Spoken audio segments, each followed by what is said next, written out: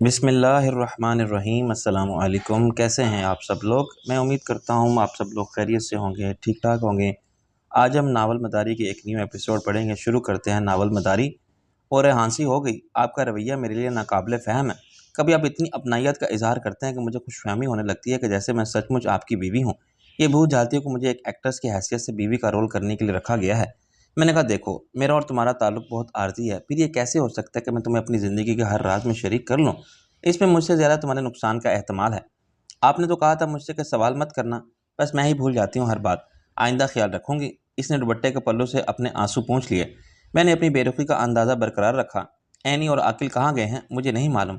मुझे बता के जाने के पाबंद हैं। वो बोली, अच्छा वो आए तो उनसे कहना कि मुझसे नीलम के होटल में रब्ता करें। मैंने बाहर जाते हुए कहा। लंदन में नीलम की ये आखिरी रात थी। इसके यूनियन ने अपना काम कबल अज़ वक्त मुकम्मल कर लिया था, लेकिन फिल्म के आखिरी चंद सीन फिल्म बंद कराने के लिए नीलम का वापस जाना ज़रूरी था। मैंने इसे फ़ोन किया तो इसके साथ फिल्म के हिदायतकार हमदम साहब भी मौजूद थे। मैंने कहा, तुम्हें एनी और आकिल का कुछ पता है। हाँ सब पता है, ये बड़ा तेज़ रफ्तार दूर है शाहजी। किसी पर एक निगाह में फरीफ्ता होने से मिलने से जतन करने, चोरी छुपे मिलने और फिर इश्क के सारे मरहले तय करके वसल की मंजिल तक पहुंचने में महीनों का या सालों का लग जाते हैं। इन्हें देखो जुम्मा जुम्मा। मैंने कहा, मेरा सवाल यह था कि तुम्हें मालूम है कि इस वक्त वो कहाँ होंगे। हाँ, एक दूसरे में खोए हुए होंगे, ख्वाबों में गुम होंगे। मैंने कहा, खुदा के लिए नीलम, अगर वो आए तो उन्हें रोक लेना, मैं अभी आता हूँ, लेकिन देर भी हुई तो आऊँगा ज़रूर। रात 9:30 बजे मैं फिर नेक दिल खातून की खिदमत में हाजिर हुआ जिसका मकान हमने किराए पर लिया था। मैं माफ़ी चाहता हूँ कि आपको नींद में डिस्टर्ब किया। ओह नो, इस उम्र में नींद कहाँ आती है इतनी जल्दी। मैं तो खुदा का शुक्र अदा करती हूँ कि टीवी ईजाद हो गया है। ये घर का ऐसा फ़र्द है जो साथ छोड़ के नहीं जाता। हर वक्त मुझसे मेरी मर्ज़ी की बातें करने के लिए, मुझे खुश रखने के लिए मुस्तैद रहता है। मुझे अकेलेपन का एहसास नहीं होने देता। खैर तुम बताओ कैसे आए। मैंने कहा, एक मजबूरी की वजह से आना पड़ा। आपके घर का नीचे वाला पोर्शन मुझे फौरी तौर पर चाहिए। इसमें आपका इरादा रंग रोगन कराने का था। इसकी मुझे कोई ज़रूरत नहीं, क्योंकि नीचे मुझे सिर्फ अपना सामान रखना है। आखिर ऐसी क्या मजबूरी है जो तुम सामान रख दोगे तो खुद कहाँ रहोगे। मैंने कहा, प्रॉब्लम मेरे लैंडलॉर्ड की है। इसकी माँ को हॉस्पिटल घर लाना था और वो माजूर है। इसे ऊपर की मंजिल पर नहीं रखा जा सकता। हमने अपनी रिहाइश को फिलहाल एक कमरे तक महदूद कर लिया है। 2 कमरे खाली करने के लिए सामान को शिफ्ट करना पड़ेगा। वो सब आर्ट और हैंडीक्राफ्ट एंटिक वगैरह हैं। मुझे कोई एतराज़ नहीं। तुम चाहो तो अभी सामान ले आओ, लेकिन ऊपर का पोर्शन तुम्हें एक हफ्ते से पहले नहीं मिलेगा। मुझे बीच में दीवार उठा के अपनी रिहाइश अलग करनी है। मैंने बहरहाल प्राइवेसी चाहती हूँ। मैंने कहा, थैंक यू वेरी मच, मैं कल किसी वक्त सामान उठा लूँगा। मुझे उम्मीद थी कि वो मान जाएगी, लेकिन ना मानती तो मैं कोई भी गोदाम किराए पर हासिल करने में देर ना लगाता। इब्तिदा हो गई थी और अब ताखीर और इल्तवा का सवाल ही पैदा नहीं होता। मुझे कल दोपहर के बाद या रात के वक्त नवाजात का सामान चोरी करके किसी महफूज मकाम पर मुंतकिल करना था। लॉर्ड प्राइस को सुबह स्टॉक चेक करना था और दोपहर के बाद मुझे अदायगी करना थी। जाहिर है ये काम इसके बाद ही किया जा सकता था। अभी तक मेरे जहन में कुछ वाज़ह नहीं था कि 2 प्रोफेशनल सिक्योरिटी गार्ड की मौजूदगी में ये काम कैसे होगा। मैं सूरत हाल से फ़ायदा उठा के अपना दामन बचाना चाहता था और ऐसी सिचुएशन पैदा करना चाहता कि जिमी और लॉर्ड एक दूसरे को इल्ज़ाम देने के सिवा कुछ ना कर सकें। मेरी तरफ किसी का शक ही न जाए। टैक्सी में एक और लंबी ड्राइव के बाद रात 11:30 बजे नाटन बार पहुंचा। इस इलाके में बहुत से बदनाम और नेक नाम नाइट क्लब थे और जुए खाना थे। चुनाचे यहाँ रात के वक्त दिन निकलता था। मैं जलती बुझती रक्स करती रोशनियों के दामन में ज़िंदगी के भरपूर तजाद को देखता हुआ चलता था। एक तरफ दौलत की फरावानी थी, यहाँ अय्याशी के लिए आने वाले ऐशो इशरत और मुसरत के सनसनी खेजी के चंद लम्हात के खरीदार थे और इन्हें ये लम्हात फराम करने वाले हर खिदमत के लिए हाजिर थे। इनके लिए दुनिया की आला तरीन शराब और हर मौलिक रंग और नस्ल की नौखेज लड़कियां अपने हुस्न शबाब के साथ चश्मे बर्रा थीं। खूबरू कड़ील कड़ियल जवान थे जो जो इन पेशावर लड़कियों की तरह बराह फरोख थे, लेकिन इन्हें कोई मेल प्रोस्टिट्यूशन नहीं कहता था। बाहर गाड़ियों के ड्राइवर, मुलाजिम और खिदमतगार, आवारा गर्द और हेरोइन जैसे नशों के आदि, कॉल गर्ल्स और ब्रोकर्स, पेशावर बदमाश और छोटी मोटी वारदातें करने वाले भी सरगरां थे। मैं गौर से सबकी सूरतों को देखता जा रहा था। सोच रहा था कि अपने मकसद का आदमी कहाँ और कैसे तलाश करूं। 1 किलोमीटर पैदल चलने के बाद मैं पलटा ही था कि एक नाइट क्लब के बाहर कुछ हंगामा नजर आया। एक सियाफाम बैक वक्त 3 अफराद से लड़ रहा था और अकेला होने के सबब मार खा रहा था, मगर पीछे हटने पर तैयार न था। वो तीनों भी जैसे ही थे, चुनाचे वो उसे उठा के सड़क पर फेंकते में कामयाब है।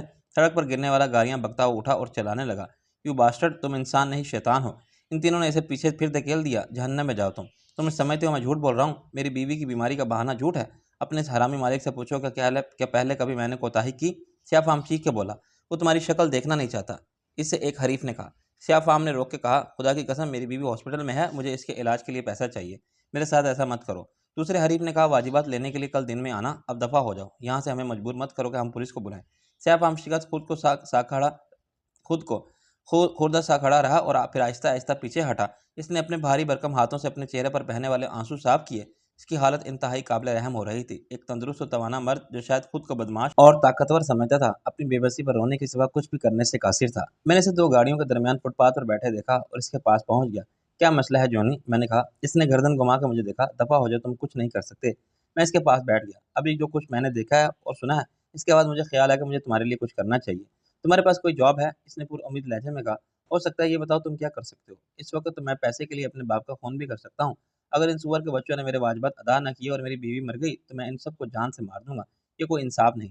अगर इस महीने में देर से आया या किसी दिन नहीं आया, ज़्यादा दिन गैर हाज़िर रहा, तो इसकी वजह थी वो भी जानते थे। मैंने कहा, तुम यहाँ क्या करते थे? वही जो बाकी सब करते हैं। मैं तीनों के साथ मिलके ये ख्याल रखता था कोई हंगामा ना हो, कहीं कोई बदमाशी ना दिखाए। मैंने कहा, एक काम है मेरे पास, अगर तुम कर सको। तुम बताओ, मैं करूँगा। वो मेरा हाथ थाम के बोला। मैंने कहा, क्यों ना हम कहीं इत्मीनान से बैठ के बात करें। मेरे साथ आओ। मुझे ऐसा लगता है कि तुम मेरे मतलब के आदमी हो। मेरा नाम होगर है। वो मेरे साथ चलने लगा। मुझे बताओ काम क्या है? हम एक पब शराब खाने में बैठ गए। मैंने इसके लिए खुद इनकी पसंद की शराब का ऑर्डर दिया। इसने एक जाम चढ़ा के सुकून का सांस लिया। तुम क्यों नहीं पी रहे? वो बोला। मैंने कहा, मैं शराब नहीं पीता। होगर तुम्हें इस काम के 10,000 पाउंड मिल सकते हैं। लो एक जाम। इसके हाथ से जाम छूट गया। दूसरा जाम हलक में अंडेलते ही इसे फंदा सा लग गया। 10,000 तुमने कहा, यही था ना? मैंने गलत सुना? तुमने ठीक सुना। मैं तुम्हें 10,000 पाउंड दूंगा। अभी तुम कह रहे थे कि तुमको पैसे की सख्त जरूरत है और तुम कत्ल करने के लिए भी तैयार हो। वेल, मैं तुमसे ऐसा कोई काम नहीं कहूंगा, लेकिन ये काम शरीफाना बहरहाल नहीं है। इसके लिए तुम्हें कुछ हिम्मत का मुजाहरा करना होगा। थोड़ी सी अकल से काम लेना होगा और एहतियात से। होगर पलक झपकाए बगैर मुझे देखता रहा। आखिर तुम काम क्यों नहीं बताते? मैंने कहा, मैं बता रहा हूँ, इतनी जल्दबाजी मत करो। मुझे नर्वस और टेंस नहीं, पुरसुकून असाब वाले ठंडे दिमाग के आदमी की ज़रूरत है। ये काम एक टीम का होगा। तुम्हारे साथ कम से कम 2 अफ़राद और होंगे तो अच्छा है। इनको तुम क्या देते हो, ये तुम्हारा मामला है। क्या तुम्हारे पास भरोसे के आदमी हैं जो तुम्हारी मर्ज़ी पर चलें और बाद में किसी को कुछ ना बताएँ? तो अगर परेशान होने लगा, ये सब तुम मुझ पर छोड़ दो। मैंने कहा, अगर ये काम इत्मीनान बख्श तरीके पर हो गया तो तुम्हारे लिए दूसरा काम होगा और मुमकिन है मैं तुम्हें मुस्तकिल बुनियाद पर रख लूँ। जो शख्स पहले मेरे साथ था, वो बहुत काबिल एतमाद था, लेकिन अपनी एक गलती के बाद आज वो जेल में बैठा है और अभी काफ़ी अरसा बाहर नहीं आ सकता। इसने अपनी बीवी को शरीके राज कर लिया था। इसने हकारत से कहा, बीवी, गर्लफ्रेंड या कोई औरत इस काबिल नहीं होती कि आदमी इसे कारोबारी राज बताए। मैंने कहा, तुम मुझे शायद जानते नहीं, मैं नॉर्टन बार के जिम्मी का दुश्मन नंबर 1 हूँ। जिम्मी, वो तो बहुत खतरनाक आदमी है। होगर बोला। यस, लेकिन वो अगर दुनिया में किसी से डरता है तो मुझसे। जाहिर है, जंगल के शेर का दुश्मन कोई गिदड़ नहीं हो सकता। अगर तुमसे गलती हुई या तुमने कोई हरामीपन किया तो तो मुझसे बुरा कोई नहीं होगा। ये समझ लो, मैं तुम्हें वॉच कर लूँगा। कैसे, ये मैं अभी नहीं बताऊँगा, तुम्हें वक्त आने पर मालूम हो जाएगा। ठीक है, मैं तैयार हूँ। तुम मुझे 10,000 पाउंड दोगे? मैं एक एक हज़ार बंदों को दूंगा, इनकी जिम्मेदारी मेरी। मैंने कहा, तुमने लॉर्ड प्राइस का नाम सुना है? इसने नफ़ी में सर हिलाया। लंदन में सैकड़ों लॉर्ड हैं। मैं तुम्हें इसका पता समझाता हूँ। कल दोपहर 2 बजे से 3 बजे के दरमियान लॉर्ड प्राइस के घर से जिम्मी की गाड़ी निकलेगी। तुम इसकी गाड़ी को पहचानते हो? इसने इकरार में सर हिलाया। इसमें आगे मजदूरों वाली व्हीलचेयर फिट होती है। वो आगे बैठता है अपने ड्राइवर के साथ। ड्राइवर के पास गन होती है। क्या तुम इस गाड़ी को अगवा कर सकते हो? इसका मुंह हैरत और खौफ से खुल गया। गाड़ी को? हाँ, मैं तुम्हें गाड़ी का रास्ता समझा सकता हूँ। इस रास्ते पर तुम कहीं भी गाड़ी को रोको और हाईजैक कर लो। ये ख्याल रखना कि लॉर्ड के महल के बाहर से नीले रंग की एक गाड़ी तुम्हारा ताक़ुब करेगी। ओगर बोला, लेकिन यह नामुमकिन है, बहुत मुश्किल है। तो रास्ता रोकने वाले को गोली मार सकता है। हाँ, लेकिन मैंने कहा, ये काम सिर्फ हिम्मत का नहीं, अकल का भी है। रास्ते में किसी जगह जिम्मी को गाड़ी का टायर फ्लैट कर दो। चलती गाड़ी का टायर कैसे फ्लैट किया जा सकता है? अगर गोली चलाई जाए तो टायर ब्रस्ट हो जाएगा, गाड़ी उलट जाएगी। मैंने कहा, अगर तुम किसी मोड़ पर छुप के बैठ जाओ और जैसे ही गाड़ी गुजरे मुट्ठी भर निकेली कीलें फेंक दो, तो 2-4 यकीनन पीछे टायरों में घुस जाएंगी और 100 गज के अंदर अंदर 1-2 टायर फ्लैट हो जाएंगे। फिर ड्राइवर लाजमी तौर पर तेल चेंज करने के लिए उतरेगा और वो मुनासिब तरीन वक्त होगा जब तुम अपने और तुम्हारे 2 साथी चेहरे छुपा के वहां पहुंच जाएंगे। एक ड्राइवर को नॉकआउट करे, दूसरा जिम्मी को गन पॉइंट पर नीचे उतार दे और तीसरा व्हील बदले। तुम चाहो तो जिम्मी को भी नॉकआउट कर सकते हो। 5 मिनट में तुम गाड़ी के साथ फरार हो जाओगे। इन दोनों को वहीं छोड़ोगे? होगर ने कहा। यस, इस गाड़ी में तुम मुझे देखोगे, पिछली सीट पर। तुम मुझे भी नॉकआउट करोगे? तुम्हें भी? इसने बेवकूफ़ों की तरह पूछा। हाँ, मुझे भी। फिर तुम गाड़ी लेकर 400 गज आगे जाओगे। नीली गाड़ी तुम्हारे पीछे होगी। तुम गाड़ी को रोकोगे, 10,000 पाउंड वसूल करोगे। किससे? नीली गाड़ी के ड्राइवर से, मैंने कहा, और भाग जाओगे। जिम्मी की गाड़ी में होकर बोला। नहीं बेवकूफ़, वो गाड़ी छोड़ के तुम्हारा काम खत्म। वो फिक्रमंद नजर आने लगा। ये काम इतना आसान नहीं है। मैंने कहा, जाहिर है, 10,000 पाउंड मैं तुम्हें बिला वजह तो नहीं दे रहा। अगर किसी बच्चे के हाथ से लॉलीपॉप लेनी होती तो मैं खुद भी ले सकता था। वो बोला, जिम्मी बहुत खतरनाक आदमी है। मैंने कहा, चलो फिर रहने दो। मेरा ख्याल है कि तुम इस काम के लिए मौजूद नहीं हो। मुझे किसी और का तलाश करना होगा। तो जल्दी से बोला, नहीं, ये बात नहीं है। दरअसल टाइम बहुत कम है। मुझे सोचना पड़ेगा कि अपने साथ किसे ले जाऊं। मैंने जाल का फंदा कुछ और टाइट कर दिया। ये हो सकता है कि मैं 10,000 तुमको अलग दे दूं और तुम्हारे दो मददगारों को 2,000 फीकस अलग दे दूं।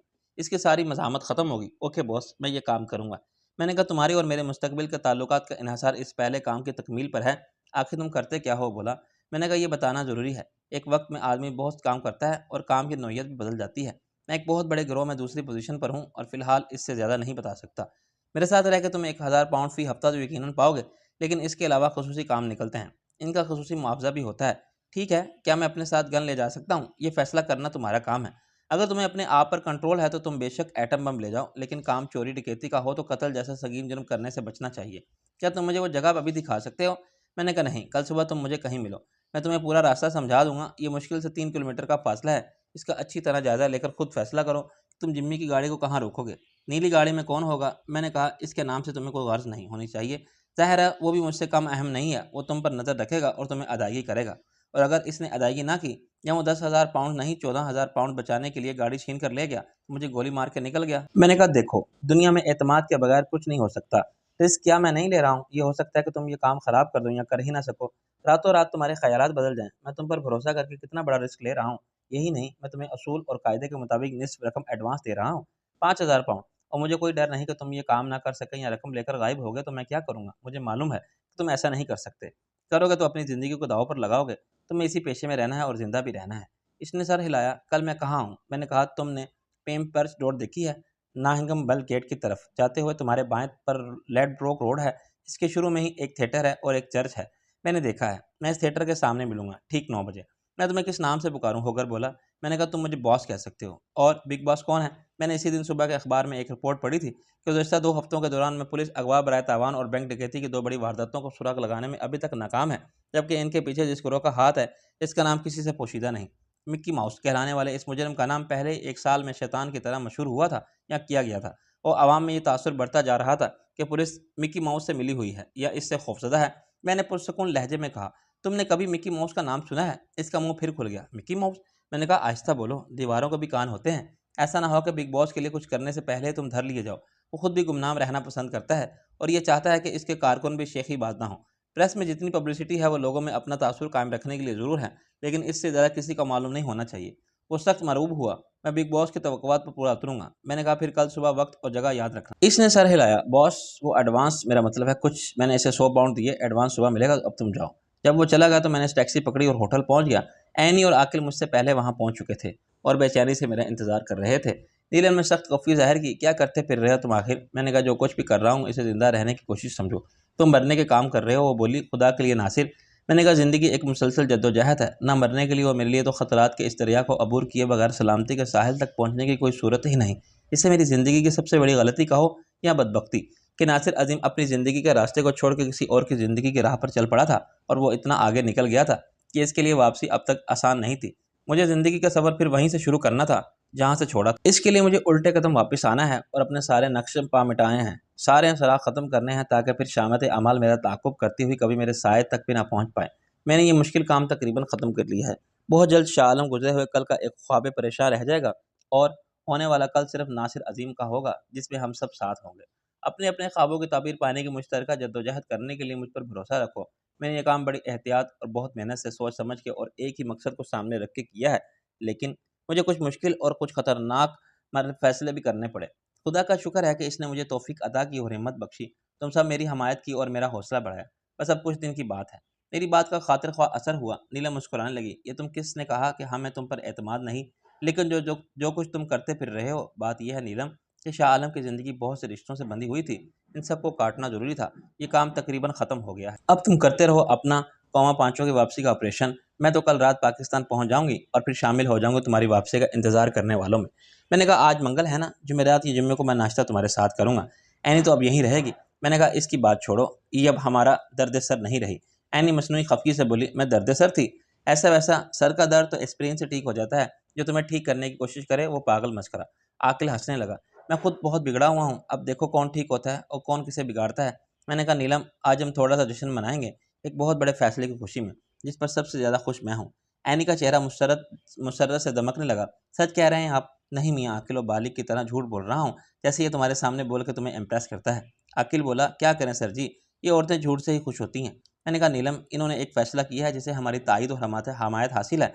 जवानी के सब फैसले ऐसे ही होते हैं, मगर मेरी दुआ है कि उजलत में किया हो यह फ़ैसला कभी गलत साबित ना हो। ये हमेशा इस पर फ़ख्र करें। आमीन, नीलम ने कहा। मैंने कहा अब वो जो एक रस्म होती है मंगनी या ऐलान आम की, वो तो हम यहाँ कर नहीं सकते, लेकिन हम बहरहाल इनके बुजुर्ग हैं और इनकी ये सआदत मंदी है कि इन्होंने हमसे मंजूरी ली, तो हमारा भी कुछ फ़र्ज़ बनता है। यहाँ तो लड़के जब भी अंगूठी के लिए फिरते हैं कि जहाँ मौका मिला किसी को पहना दो, लेकिन मियाँ आकिल को इतना होश कहाँ। आकिल ने फ़ौरन जेब में हाथ डाला और एक मखमली डबिया बरामद की। सिर्फ ये साबित करने के लिए मैं आकिल व बालिग नहीं, होशमंद भी हूँ। अरे वाह! नीलम ने खुशी का इजहार करते हुए डिबिया खोली। मैंने कहा, तुमने तो यार मौका पर शर्मिंदा कर दिया। डिबिया में हीरे के नगीने वाली खूबसूरत अंगूठी जगमगा रही है। एनी बिल्कुल किसी दुल्हन की तरह शर्माने लगी और सर झुका के बैठ गई। मैंने कहा, बरखुरदार, तुम हमारी तवक्कुआत से कुछ जरूरत से ज्यादा ही पूरे उतरते दिखाई देते हो। चलो खैर, बिस्मिल्लाह। नीलम ने कहा, भाई तुम्हारी तरफ से क्या है, तुम लड़की वाले हो। मैंने सर खुजाया, ये क्या सिचुएशन पैदा कर दी तुमने। मेरे पास लड़के को पहनाने के लिए क्या है कि जूते पहना दो, अगर आ जाए खुद नंगे पाँव चला जाऊंगा। नीलम हंसने लगी, चलो तुम लड़के वाले बन जाओ, ये लो अंगूठी और मैं लड़की की तरफ से ये अंगूठी पहनाती हूँ। इसने अपनी अंगूठी उतार ली। ये आप क्या कर रही हैं? आकिल ने कहा, क्यों, मेरी क्या मंगनी की अंगूठी थी? नीलम ने अंगूठी एनी को दी। चलो जी, ये तुम पहनाओ, मगर पहले दूल्हा मियाँ। आकिल ने एनी का हाथ पकड़ा, अंगूठी पहना दी। फिर कांपते हाथों से यही रस्म एनी ने पूरी की।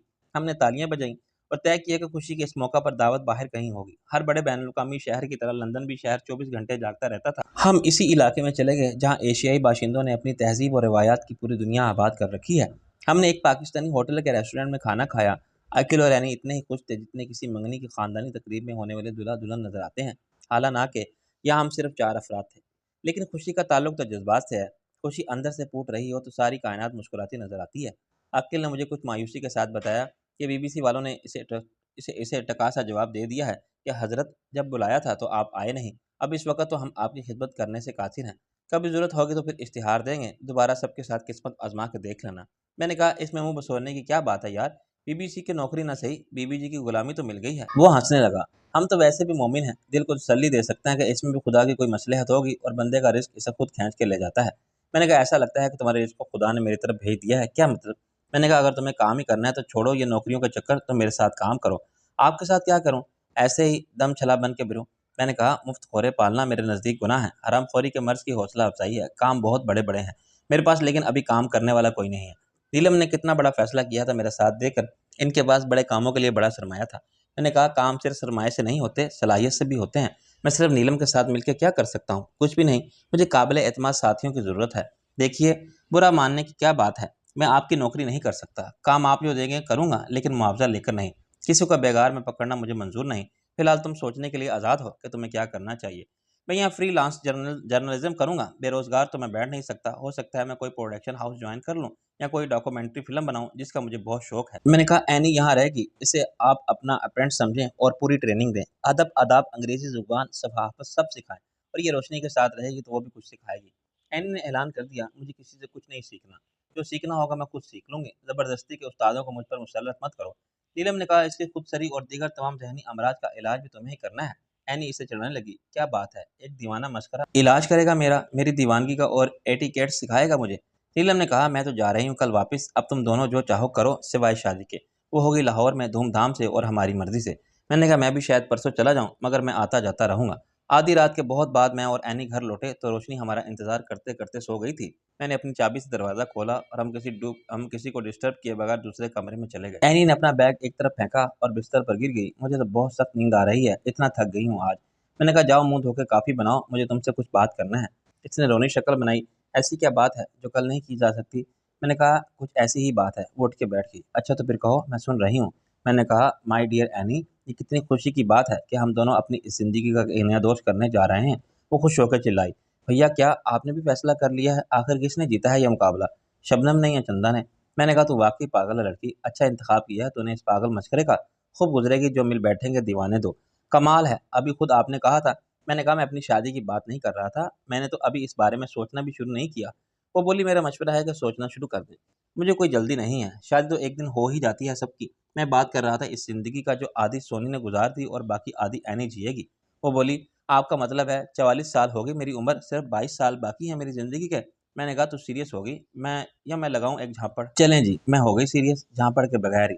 मैंने कहा, इसी तरह जैसे शाह आलम का किस्सा हमेशा के लिए ख़त्म हो जाएगा, तो सिर्फ नासिर अज़ीम ही ज़िंदगी होगी, मेरी अपनी ज़िंदगी। ऐसे ही बहुत जल्द सोनी अपने माजी के साथ एक भूला हुआ ख्वाब बन जाएगी और मुस्तकबिल होगा सिर्फ एनी के लिए।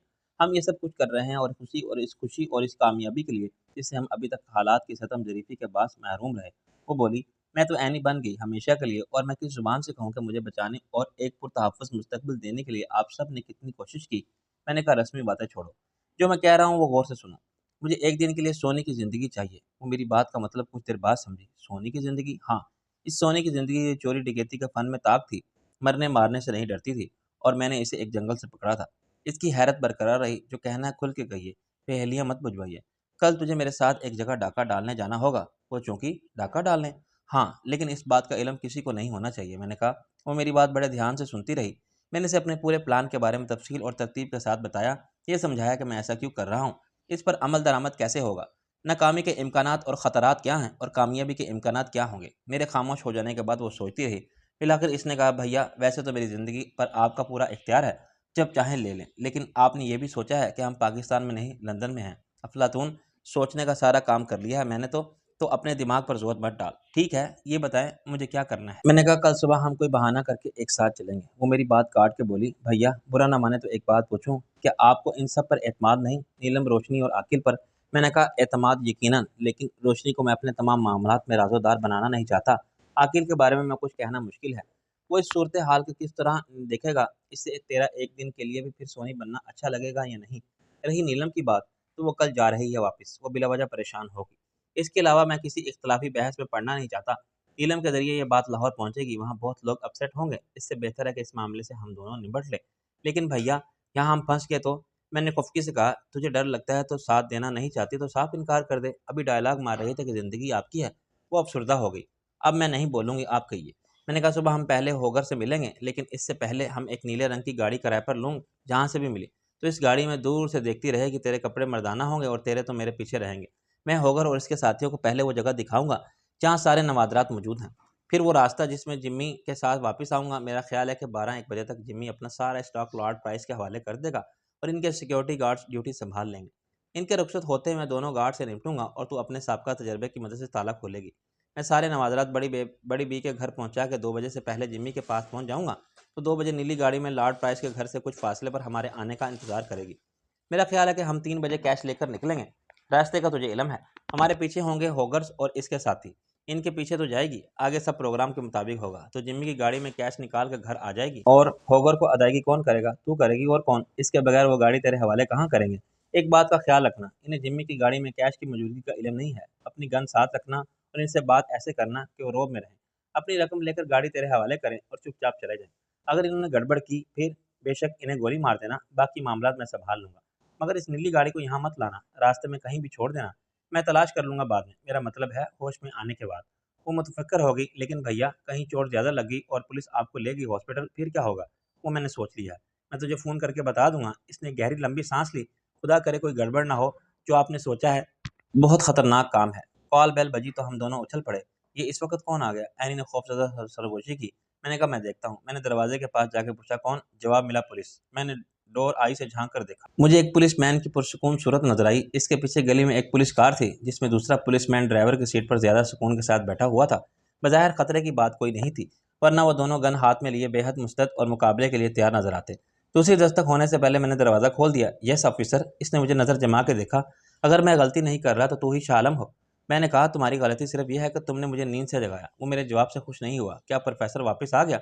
मैंने बदमज़गी का इजहार किया। क्या मैं पूछ सकता हूँ कि तुम्हारे लिए आधी रात के बाद ये मालूम करना क्यों ज़रूरी हो गया है? इसने सख्त लहजा इख्तियार कर लिया। हमारे पास ज़ाया करने के लिए फालतू वक्त नहीं होता, जो पूछा जाए उसका जवाब दो।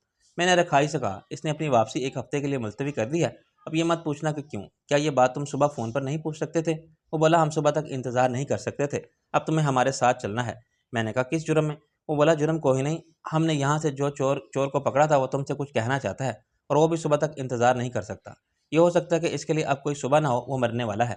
मैं भुचा के रह गया। मरने वाला है? तुमने मार दिया इसे? हमने मार दिया। वो खुफकी से बोला, व्हाट नॉनसेंस। मैंने कहा, ये सब समझता हूँ, तुमने तफ्तीश के नाम पर जो तशद्दुद किया, इसके नतीजे में मुलजिम की ये हालत हुई।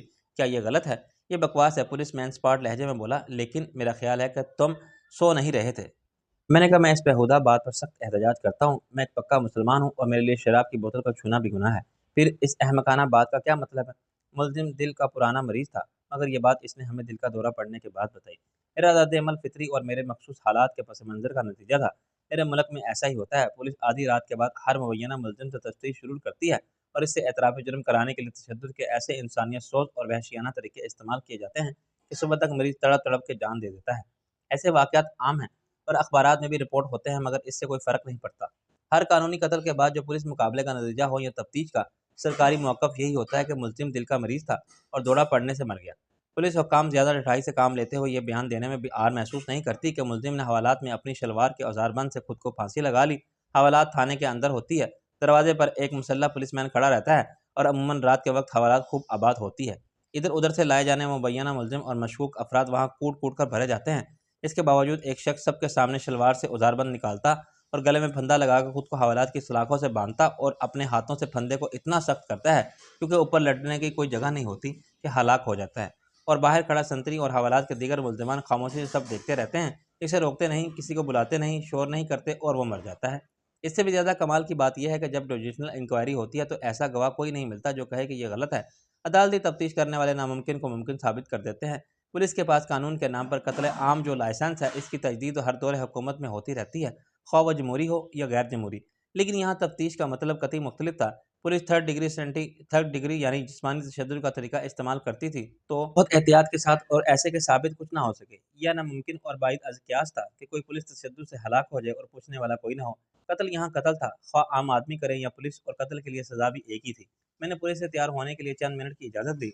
रोशनी को जगाने का कोई फ़ायदा नहीं था। चंद मिनट की इजाज़त ली, रोशनी को जगाने का कोई फ़ायदा नहीं था। ऐनी को खुद मैंने साथ चलने की इजाज़त नहीं दी थी और 5 मिनट के बाद पुलिस कार में बैठ गए। वो मुझे एक हॉस्पिटल में ले गए जिसे शानदार कहना गैर ज़रूरी है क्योंकि यहाँ सेहत सफाई के देखभाल और इलाज मालजी की सहूलतों के एतबार से सब हॉस्पिटल एक जैसे थे। मुलजिम इंतहाई निगहदाश्त के यूनिट में किसी वीवीआईपी की तरह लेटा हुआ था। इसे एक नर्स और एक डॉक्टर देख रहे थे। कमरे के बाहर पुलिस ज़रूर मौजूद थी मगर इसकी हैसियत कानून के नुमाइंदे से ज़्यादा कुछ नहीं थी। वो डॉक्टरों की मर्जी के बगैर मरीज के पास फटक नहीं सकता था। मरीज को देखते ही मैं समझ गया कि मुझे आने में देर हो गई है। फरिश्ता अजल मुझसे पहले पहुंच गया था। नर्स अब मरीज के दिल की धड़कन को मसनूई तरीके से बहाल करने के नाकाम कोशिश में मसरूफ थी। डॉक्टर से कोई इंजेक्शन लगा रहा था। हाथों से खामोश हो जाने वाले दिल में जिंदगी की रमक पैदा करने की कोशिश बेसुध रही थी तो नर्स ने इसे इलेक्ट्रिक शॉक देने की तैयारी शुरू की। इसने 2 जगह तार लगा के मशीन को ऑन किया। मरीज के जिस्म को एक झटका सा लगा, वो थोड़ा सा उछला और फिर साकत हो गया। वो खामोशी से देखता रहा। किसी ने भी मेरी तरफ नजर उठा के नहीं देखा। 10 मिनट बाद मरने वाले को हयात नौ देने की कोशिश तर्क कर दी गई। डॉक्टर ने इसे मुर्दा करार दे दिया। रस्मी और कानूनी कार्रवाई मुकम्मल करने के बाद डॉक्टर ने मुझसे बात की, तुमने आने में बहुत देर की। मैंने कहा, देर मैंने नहीं, पुलिस ने की, मुझे अभी आधे घंटे पहले बताया है। पुलिसमैन ने एहतजाज किया, खुद मुझे डॉक्टर ने आधे घंटे पहले कहा था। मैं तुम्हारे साथ 1 घंटे में वापस पहुंच गया हूँ। मैंने कहा, खैर, क्या तुम जानते हो डॉक्टर के मरने वाला मुझसे क्या कहना चाहता था?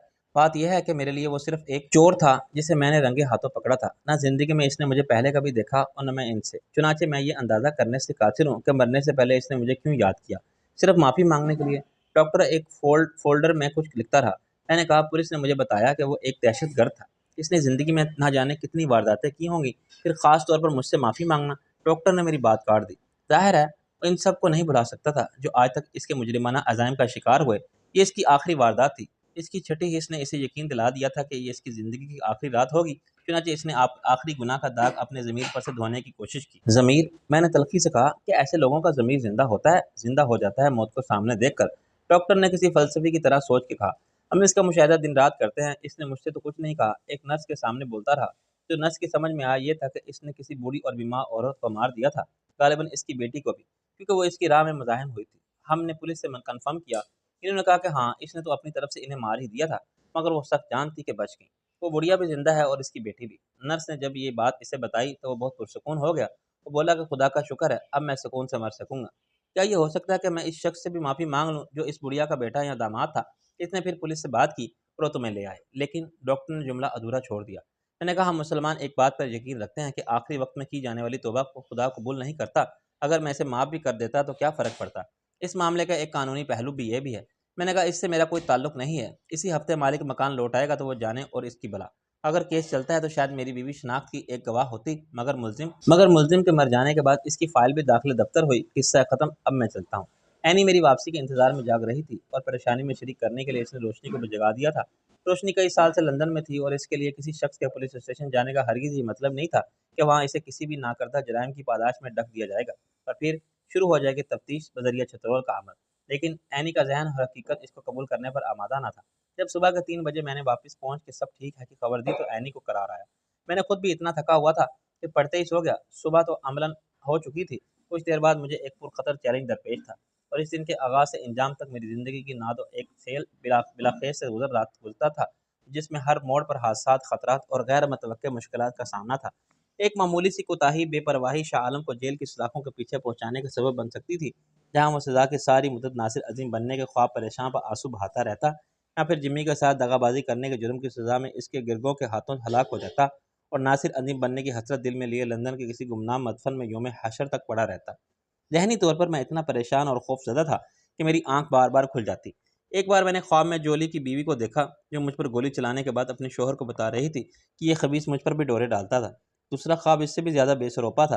तुम नवादरात के साथ पाकिस्तान जाते हुए जिम्मी ने मुझे हवाई जहाज़ में पकड़ लिया था और इसने मुसाफिरों को हुक्म दिया था कि मुझे हज़ारों फुट की बुलंदी से नीचे फेंक दिया जाए, और मुसाफिर जो सब इसके हुक्म के गुलाम थे यही कर रहे थे।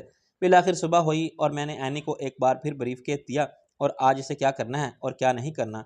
मैंने नाकामी के इम्कानात को नज़रअंदाज नहीं किया और इसे समझा दिया कि कोई गड़बड़ हो जाए तो प्लान फेल हो तो वो क्या करेगी। वो मज़ीद परेशान हुई, भैया फिर सोच लो। मैंने कहा, सोचा जाता है काम शुरू करने से पहले, काम शुरू करने के बाद क्या सोचना। मेरा मतलब था कम से कम आकिल को बता देते, कोई ज़रूरत नहीं। मैं क्या कम आकिल हूँ? इस पागल मशकरे पर भरोसा नहीं किया जा सकता। वो क्या सोचेगा कि कैसे जराइम पेशा लोगों में फंस गया हूँ। मेरा कोई तो नुकसान नहीं, वो तुझे छोड़ के भाग जाएगा। एनी ने सख्त बुरा माना, वो ऐसे नहीं है भैया। बेवकूफ़ लड़की, इश्क इंसान की आंखों पर जज्बात की पट्टी बांध देता है, इसे हकीकत नज़र नहीं आती। अभी 4 दिन की शनासाई है, तुझे कैसे अंदाज़ा हो सकता है कि वो क्या और क्या नहीं है। आप आजमा चुके हैं इसे। इस पर भरोसा ना होता तो इसको कुछ भी ना बताते। अब भी कौन सी बात छुपी है इनसे, वो मेरे बारे में सब जानते हैं। आपने खुद ही अपने बारे में सब कुछ बता दिया। अगर ये डर होता कि वो भांडा फोड़ देगा या बदजन हो जाएगा तो आप भी इसको सारा दिन साथ न लिए फिरते। इसकी बात ने मुझे कुछ लाजवाब किया। ये तो खैर ठीक है, मगर क्या मगर भैया, खुदा ना खास्ता ऐसी वैसी कोई बात होगी तो वो संभाल लेगा। मैंने कहा, लड़की बुरा मत सोच, ऐसी वैसी बात क्या हो सकती है, और हुई तो वो क्या फिल्मी हीरो की तरह नमूदार होकर सबका मार मार के हशर नशर कर देगा। वहाँ कोई फिल्मी फाइट नहीं होगी, नादान गोलियां वहाँ दिनादन गोलियां चलेंगी। वो हरामी कौन सा 30 मार खान है। एनी ने बेचैनी से पहलू बदला। मुझे कुछ डर लगता है। मैंने कहा, डर लगता है तो इतनी बुज़दिल हो गई है लड़की। याद कर अपने इस माजी को, जब तू सचमुच के डाके डालने जाती थी। क्या कहते हैं वो, जान हथेली पर रख के और सच से कफन बांध के जाती थी, तब जाती थी। आपने खुद ही तो मुझे सोनी से एनी बनाया है और अब मुझसे तवक्का रखते हैं वो रोहानसी हो गई। ओके ओके, अब रोना मत शुरू कर देना। मैं इस तजवीज़ पर संजीदगी से गौर फरमाने की कोशिश करता हूँ। अब इतना वक्त भी तो नहीं है, पता नहीं वो उल्लू का पट्टा इस वक्त कहाँ मिलेगा। वो नज़र झुका के बोली, भैया आप नाराज तो नहीं होंगे। मैंने इसे गौर से देखा। तूने पहले इसे सब बता दिया। इसने डरते डरते आहिस्ता से इकरार में सर हिलाया। मैं अपने सर पीट लिया। बुजुर्गों ने सच फरमाया था, औरत को चरीके राज करने वाला और ये तवक्का रखने वाला कि वो किसी से कुछ नहीं कहेगी। अहमक, कब बताया तूने इसे। वो रुक रुक के बोली, रात रात को नींद नहीं आ रही थी मुझे। हाँ, नींद कैसे आती, पेट में मरोड़ जो उठ रहे होंगे। बात हजम नहीं हो रही होगी या दिल मजबूर कर रहा होगा कि दिल की बात सैया जी से कह दे। पागल बेवकूफ़, कौन, मैं या वो? दोनों। फिर क्या कहा इस जोकर के बच्चे ने, डायलॉग मारा कोई फिल्मी किस्म का, जाने मन तुम्हारा साथ निभाने की कसम खाई है तो बेशक जहन्नम में जाओ, हम तुम्हारे साथ होंगे। दिल क्या, जान भी हाजिर है, जो चाहो ले लो। इन्होंने कहा। मैंने कहा, सब पता है मुझे इस ड्रामेबाज ने क्या कहा था। फिल्मों की कहानी और मकाल में लिखता है वो लड़की, वही बोले होंगे तेरे सामने, तो इसकी बातों में मत जा। पता नहीं किस किस से यही कह चुका होगा। सारा फिल्मी बिलम हर जाई। मैंने कुछ घबरा के इधर उधर देखा। भैया, फिल्मी दुनिया में नीलम भी तो है ना, इस दुनिया में हर शख्स वैसा नहीं होता। मैंने हंस के कहा, जब इसे वकील तेरे जैसा मिल गया तो फिर क्या हो सकता है। चल फोन कर दे इसे। फोन की क्या जरूरत है। ऐनी ने दरवाजे की तरफ रुक करके खालिश लोफरों के स्टाइल में सीटी मारी। दरवाजे के पीछे से आकिल खान ने सर निकाल के कहा, अदा बजा लाता हूँ हजरत। मैं उछल पड़ा। तुम अंदर थे कब से। इसने सामने आके अपनी बतीसी निकाली। आप खाम खा परेशान हो रहे थे। यकीन मानिए मैंने कुछ नहीं सुना। मैं हंसने पर मजबूर हो गया। मैंने भी कुछ नहीं कहा। क्यों नूरे चश्म ऐनी, आप कह सकते हैं, बुजुर्ग हैं हमारे। वो मकारी से बोला। मैंने इसके सामने हाथ जोड़े। ओ भाई, अभी से मुझे बुजुर्गी के ओहदे पर मत फाइज करो। अभी तो मैं खुद लावारिस फिर रहा हूँ। मुझसे सीनियर तो तुम हो गए हो कि कम से कम मंगनी कर चुके हो। इसने किसी फलसफे की तरह फरमाया। दरअसल आपकी ज़िंदगी का अकाउंट अभी गौर फरमा रहा है कि किस करवट बैठे, एक तरफ शबनम और दूसरी तरफ चंदा। मेरा ख्याल है कि ऊँट को टास्क कर लेना चाहिए। ऐनी शौकी से बोली। ओह नो, सबसे अच्छा है अगर ऊँट बैठने का ख्याल ही छोड़ दे, आकिल बोला। ऐनी ने कहा, फिर क्या खड़ा रहे सारी उम्र अकेला। नहीं भाई, इन दोनों को बताए और चल पड़े सोए मंजिल मुराद। मैंने इन्हें डांटा। चलो बहुत बकवास हो गई, ये बताओ कि तुम कब आए। इसका फ़ोन मिलते ही सर के बल निकल खड़े हुए थे तो सुबह दम इसने एक आ भरी। मजबूरी थी सर जी, आखिर खुद को जांबाज आशिक सादिक भी साबित करना था ना। सुबह शादी का वक्त निकला था। अब मजाक की बात छोड़ें, वक्त कम है, चलने की सोचे। मैंने कहा, सोचना क्या है, बस नाश्ता करके निकलते हैं। रोशनी ने हमारी बातें ज़रूर सुनी होगी, मगर वो कतई लातल्की से आती जाती रही और नाश्ते के इंतजाम में लगी रही। ना इसने कोई सवाल किया, ना मशवरा दिया। गुज़श्ता रात मेरी बेरुखी के अंदाज ने इसे कुछ ज़्यादा ही मायूस किया था और इसने खुद को अपने किरदार तक महदूद कर लिया था। आकिल के जहन में शकूक यकीनन होंगे, मगर इसने मुसलहत इसी में समझी कि सवाल कोई ना करे। घर से निकल के मैंने इसे मुख्तसरन अपने प्लान के बारे में ब्रीफ किया वो बड़ी तवज्जो से सुनता रहा। एक खालिस मुजरिमाना मंसूबा था, लेकिन वसी तर ज़ाविया निगाह से और मजमूई मफादात के साथ इसे कबूल करना इसके लिए भी नागुज़ीर था। वो इख्तलाफ या इनकार करता तो इससे मेरा प्रोग्राम मुतासिर ना होता, लेकिन एनी के साथ इसका जज्बाती रिश्ता यकीनन मजरूह हो जाता। चुनांचे इसने कुछ खुशी और कुछ एनी की खुशी के लिए साथ दिया। पहला मरहला एनी के लिए किराए की ऐसी गाड़ी का हसूल था जिसका रंग नीला हो। ये कोई मुश्किल तलाश नहीं साबित हुई। तीसरी जगह मुझे एक गाड़ी नजर आ गई जिसका रंग शोक आसमानी नीला था। मुझे महफूज रखने के लिए ये गाड़ी आकिल ने अपने नाम से किराए पर ली और इसका नाम भी आकिल दहलवी के बजाय गुलाम मोहम्मद लिखा गया, जो कानूनी दस्तावेजात के रो से इसका असल नाम था। इसने मुझे बताया कि फिल्मी नाम की वजह से इसके लिए अक्सर कानूनी मसाइल पैदा हुए थे। नाअहल किस्म के आला अफसरान भी इससे पूछते थे कि आखिर आपके दो नाम क्यों हैं। बैंक अकाउंट में खुलवाते वक्त और आकिल दहलवी के नाम से मिलने वाला हर चेक गुलाम मोहम्मद के अकाउंट में जमा कराते हुए इसे मुश्किल पेश आती है। जब वो पहली बार पाकिस्तान में पासपोर्ट बनवाने गया तो इसकी बाकायदा झड़प हो गई। पासपोर्ट ऑफिसर ने दोहरे नाम को महजब अल्फाज में धोखाधड़ी और जालसाजी से ताबीर किया। वो डिग्रियां रखने वाला शख्स फिल्मी नाम का मतलब नहीं समझता था, लेकिन इब्ने इंशा के कालम पढ़ता रहता था। आकिल ने बताया कि इनका नाम शेर मोहम्मद था, तो वो कुछ हैरान हुआ। फिर इसने ये कहा कि ये जॉन एलिया जो इतना बड़ा शायर है, ये मुसलमान है या ईसाई, और ये कि इसका असल नाम क्या है। पासपोर्ट ऑफिसर ने कहा कि जॉन एलिया क्रिश्चियन नाम है और जाहिर है यही असल नाम भी होगा। आकिल ने कहा कि वो सैयद है, अमरोहा के, और असल नाम बताया तो पासपोर्ट ऑफिसर खफीफ हुआ। इसे मजीद शर्मिंदा करने के लिए आकिल ने पूछा कि मेरा जी भी शायरी में बहुत बड़ा नाम है, ये औरत थी या मर्द, और हिंदू थी या मुसलमान थी। पासपोर्ट ऑफिसर ने अपनी अकल के मुताबिक कहा कि औरत ही मीरा हो सकती है और ये हिंदुआना नाम है। आकिल ने बताया कि मीरा जी दरअसल सनाउल्लाह खान थे। तो पासपोर्ट ऑफिसर माफ़ी मांगने लगा। इसे मालूम नहीं था कि बाद में ऐसी सूरत हाल से बचने के लिए आकिल दहलवी ने इसे मुश्किल का हल यूँ निकाला कि नया शनाख्ती कार्ड बनवाते हुए अपना नाम गुलाम मोहम्मद उर्फ आकिल दहलवी लिखा।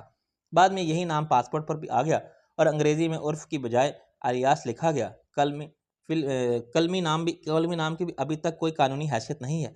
अगला मरहला चंद मिनट बाद तय हो गया। जब एनी एक डिपार्टमेंटल स्टोर में गई और वापस आई तो मर्दाना लिबास में थी।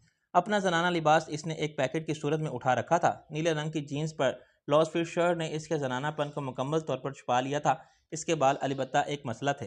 इन्हें इसने जूड़े की शक्ल में सर पर इकट्ठा किया और ऊपर क्रिकेटर जैसा सफेद हेड मजबूती से जमा लिया। आकिल ने इसे गौर से देखा तो वह शर्माई। ऐसे क्या देख रहे हो, तुम्हारा ये भेस एकदम फ्लॉप है। क्यों फ्लॉप है, एनी ने खुफकी से कहा। तुम मेरी नज़र से पूछो, और वैसे भी लंदन पर बदनाम है इस मामले पर। तुम एक नाजुक अंदाम खूबसूरत लड़का लग रही हो, फजूल मत बको। मैं सच कह रहा हूँ, यहाँ हम जिन्स परस्ती को किसी किसी गैर तक कानूनी तहफ़्फ़ुज़ हासिल है। सोसाइटी तो खैर सब कुछ कबूल कर लेती है। लोग उंगलियां तुम पर नहीं मुझ पर उठाएंगे। आकिल इसे परेशान करता रहा। तुम पर उंगलियां क्या, हाथ भी उठाएंगे तो ठीक है। एनी ने ड्राइविंग संभाल ली। और अगर तुम्हारा ये हैट उतर गया, खुदा न खास्ता, तो नीचे बल खा के निकल आएंगे। गैसुए ताबदार, जिनके बारे में मैं अलामा साहब ने फरमाया था कि गैसुए ताबदार को और भी ताबदार कर, यानी बालों को काबू में रख, चुटिया बांधने की तलकीन की है दुख्तरान इस्लाम को। एनी हंसने लगी। फरजाना ने इस्लाम के बारे में भी बहुत कुछ कहा है, इन्होंने वो याद नहीं। आकिल डठाई से जवाब गोल कर गया। किसी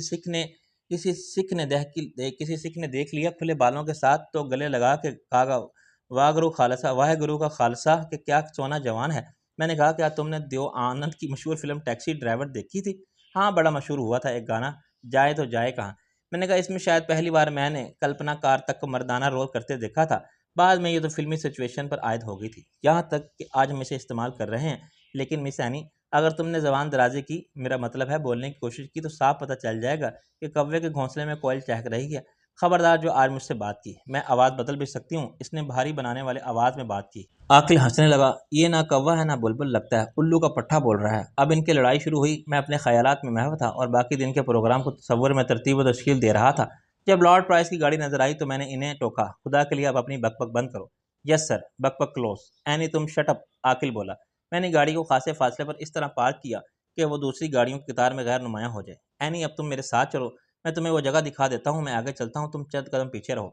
मैं देखूंगा कि स्टॉक टेकिंग किस मरहले में है और अभी नहीं कितनी देर लगेगी। तुम जगह देख के वापस आ जाओ और इंतज़ार करो। आकिल बोला, इंतज़ार तो मेरे लिए है बकौल शायर। हम इंतज़ार करेंगे तेरा क़यामत तक। खुदा करे कि क़यामत हो और तू आए। जाते हुए वादा करके जाओ आओगी। ये डायलॉग किस फिल्म के लिए लिखा था? एनी ने कहा, एक बड़ी ज़बरदस्त रोमानी फिल्म एनी और आकिल के लिए जो बन रही है। इसके मुकाबले में लैला मजनू, शीरी फरहाद, रोमियो जूलियट और ससी पुन्नू सब फ्लॉप। एनी अपनी आवाज़ की तरह अपनी चाल में बदलने से कासिर थी। लंदन जैसे शहर में अच्छी बात यह थी कि कोई भी किसी की तरफ तवज्जो नहीं देता। हर शख्स को अपने काम से काम था।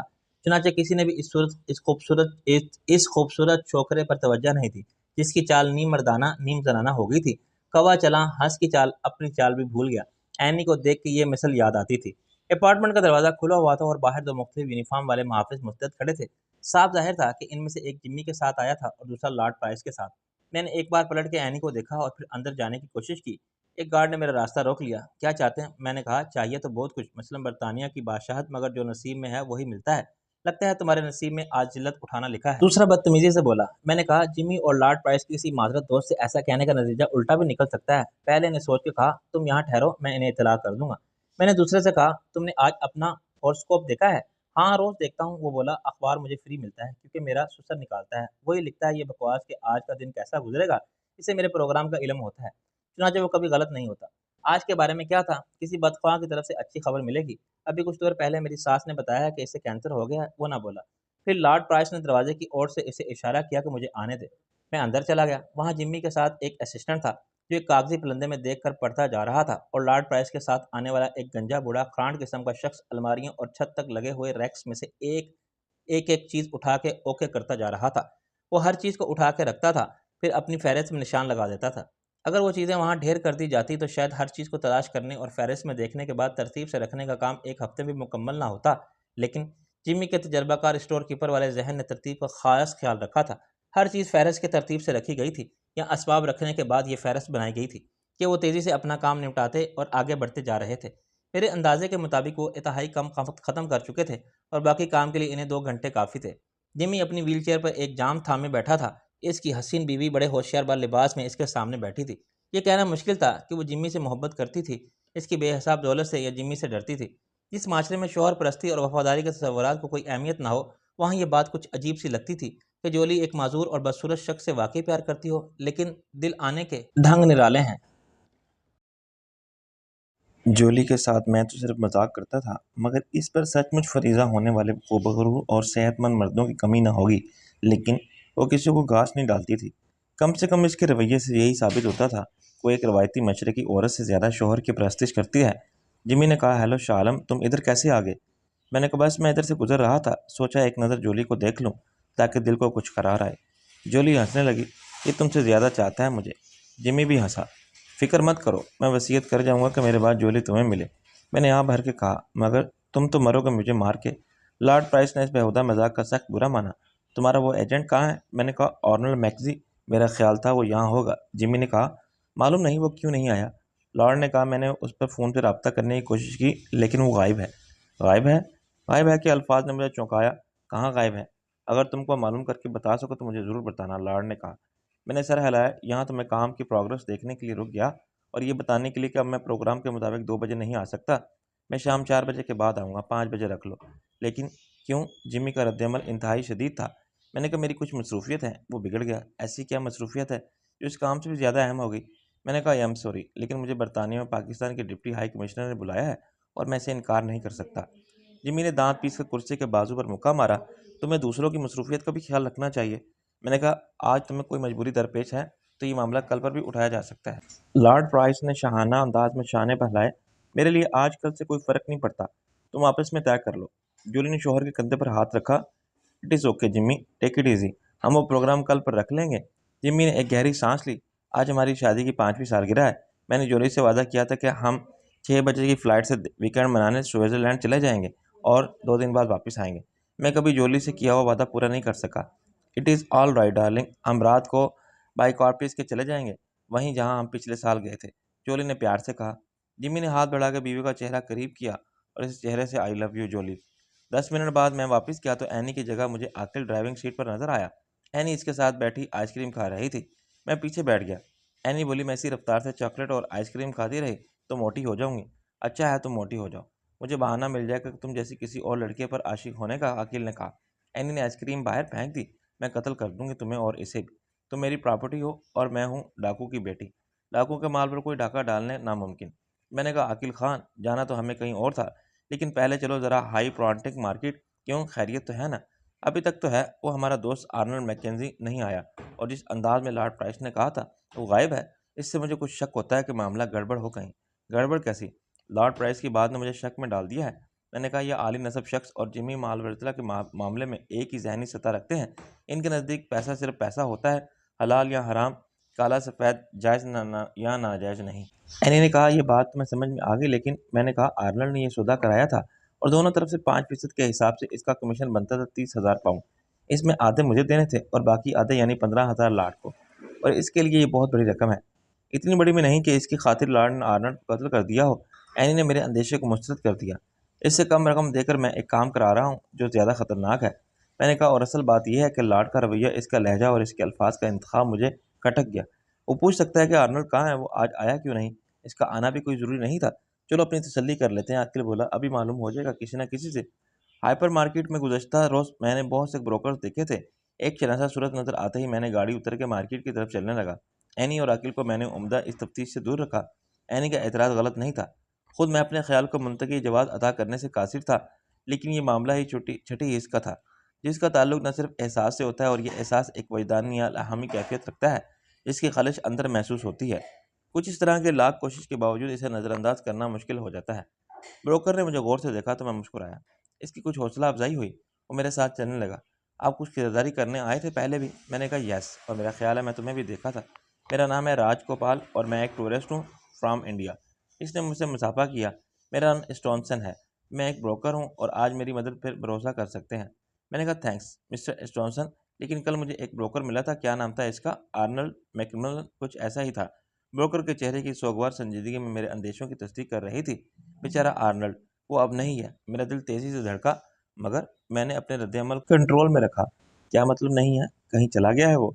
He is dead. मुझे भी कुछ देर पहले पता चला। लेकिन कैसे? वो बिल्कुल ठीक था कल। कैसे, कोई हार्ट प्रॉब्लम वगैरह थी? मैंने कहा, होगी, लेकिन इसने खुदकुशी की है। ये बात किसी की समझ में नहीं आई क्योंकि हम सब इसे जानते थे। इसके लिए कोई वजह नहीं थी ऐसी कि वो खुद को फांसी लगा लेता। वो एक आसूदा और मुतमईन ज़िंदगी गुजार रहा था। इसकी बीवी नहीं रही थी, मगर बच्चे थे जो सब इसका बहुत ख्याल रखते थे। वो बस शौकिया से ये काम करता था। It's a perfect gentleman. वो बहुत काबिल और जेन्युइन शख्स था। मैंने सर हिलाया। मुझसे कह रहा था कि प्रोफेसर था, कदीम तारीख पढ़ाता था। मैंने यकीन नहीं किया, लेकिन ये सच था। खैर मिस्टर राजगोपाल, मुझे बताएं, आप किस किस्म की खरीदारी करना चाहते हैं? मैंने कहा, स्टोसन, तुमने आर्नल्ड की खबर सुना के मुझे उदास कर दिया। मेरा ख्याल है मैं फिर कभी आऊँगा। इसने मुझे एक कार्ड थमा दिया। अब जब चाहे मुझसे रब्ता करें। मैं इस पेशे में 20 साल से हूँ। आपका क़याम कहाँ है? मैंने इसे एक होटल का नाम बता दिया। आर्नल्ड की मौत के मुतशब्बा हालात मेरे शक की तस्दीक करते थे, और मैं इस कानूनी मामले में किस तरह भी मुलव्वस नहीं होना चाहता था। मगर मेरे जहन में एक और ख्याल की सूरत वाज़ेह होने लगी थी। ये हो सकता था कि आर्नल्ड ने भी डबल गेम खेलना चाहा हो और लॉर्ड प्राइस से कोई ऐसी डील करने की कोशिश की हो जिसने लॉर्ड को मुश्तल कर दिया हो। मेरी सूरत देख के आकिल ने अंदाज़ा कर लिया कि कोई गैर मामूली बात हुई है। तुम्हारी सूरत ऐसी क्यों हो रही है जैसी सरदार जी की 12 बजे हो जाती है? मैंने कहा, मेरा शक बेबुनियाद नहीं था। मैं गाड़ी में बैठ गया तो एन ने पूछा, क्या हुआ आखिर, कुछ बताओ। मैंने कहा, गालिबन आर्नल्ड को कत्ल कर दिया गया है। मेरी छठी हिस्स ने नहीं कहा था। अब चलो, तुम अपनी छठी हिस्स को सुराग रस्सी के लिए इस्तेमाल करो, तो ऐसी सारी गुत्थियां सुलझा सकते हो जिनमें हमारी पुलिस साला साल उलझती रहती है। आकिल ने गाड़ी आगे बढ़ा दी। लेकिन अभी तो तुम्हें अपने दिफा की फिक्र करनी चाहिए कि ये लंदन पुलिस है, जिनके बारे में कहा जाता है कि वो छठी हिस्स के साथ भर्ती होते हैं और 7वीं हिस्स इनमें तरबियत के दौरान पैदा कर दी जाती है और 8वीं तजर्बे से पैदा हो जाती है। मैंने कहा, मैं इसलिए मुतफक्किर हूँ। सिर्फ मुतफक्किर होने से काम नहीं चलेगा। अब आप आर्नल्ड का ख्याल दिल तक में ना लाएं। इसकी मौत के हालात मुतशब्बा हुए तो पुलिस सबसे पहले उन्हें पकड़ेगी जो कल इसके साथ थे। अगर वो इतने होशियार हैं तो इन्हें सबसे पहले लॉर्ड प्राइस को पकड़ लेना चाहिए, क्योंकि जैसा कि आप लोग भी जानते हैं, इसे मैंने कत्ल नहीं किया। आकिल घड़े जैसा सर हिलाने लगा। देखिए जनाब, कानून अंधा है, चुनाचे हमारे जाने ना जानने से फ़र्क नहीं पड़ता। देखा जाए कि सबूत और शहादत से कौन मुजरिम साबित होता है, बस इसे लटका देंगे। ऐनी चिरागपा हो गई। तुम कौन होते हो मेरे भैया के बारे में ऐसी बकवास फरमाने वाले? मैं कत्ल कर दूंगी तुम्हें। गुज़श्ता आधे घंटे में तुम 2 बार ये धमकी दे चुकी हो एक मकतूल को। मैं फिर मर गया तो भैया के साथ तुम भी पकड़ी जाओगी। आकिल बोला, अब आगे कहाँ जाना है? लंदन के रास्ते जानते हो तो पता समझ लो, वरना नक्शा देख लो। चलो। मैंने कहा, यहाँ से चलो टाइनिंग हिल गेट की तरफ। वो बोला, आगे? मैंने कहा, दाएं तरफ आएंगे चपीम ब्रज रोड और ब्रॉक रोड पर एक चर्च है और एक थिएटर। बस तुम मोड़ से पहले रुक जाओ। थिएटर के सामने लोग कतार में खड़े टिकट ले रहे थे। इन दिनों वहाँ एरेस्ट हेमिंग वैदिक नावल पर मबनी खेल पेश किया जा रहा था। लंदन में थिएटर इतना मकबूल है कि कामयाब ड्रामे सालों चलते हैं, और हाल ये होता है कि कई महीने की एडवांस बुकिंग होती है। चुनाचे टूरिस्ट बेचारे ख्वाहिश रखने के बावजूद थिएटर या ओपरा के टिकट हासिल करने में नाकाम रहते हैं। ताहम कौमी नज़्म ज़ब्त का ये हाल कि ना कोई सिफारिश से टिकट ले सकता है, ना कितार तोड़ के, और ना ही ब्लैकमेल। थिएटर के पार्किंग एरिया में भी सैकड़ों गाड़ियां मौजूद थीं, और इन्हीं में से एक पर होगर टांगे लटकाए बैठा हुआ था। ये कदरे पुराने मॉडल की फोर्ड कार थी जिसकी छत हटा दी गई थी। होगर के साथ गाड़ी के बोनट पर जैसे नजर आने वाले दो हजरात और भी तशरीफ फरमा थे, वो सब मुखालिफ सिमतों में देख रहे थे, क्योंकि एक बोनट के दाएं जाने बैठा हुआ था और दूसरा बाएं तरफ। इनके कपड़े भी एक जैसे थे, और शायद इनकी सूरतों में मुशाबत का एहसास भी लिबास की शख्सियत के बाद ज्यादा होता था, वरना इनमें खासा फर्क था। इन सब ने प्रोग्राम को ज़हन में रखते हुए एक खास वजह को यूनिफ़ॉर्म पहन ली थी, जिससे वो किसी कंपनी के मुलाज़िम नज़र आते थे। सबकी पतलून और 4 जेबों वाली बुशर्ट का रंग स्लेटी और नीला सा था।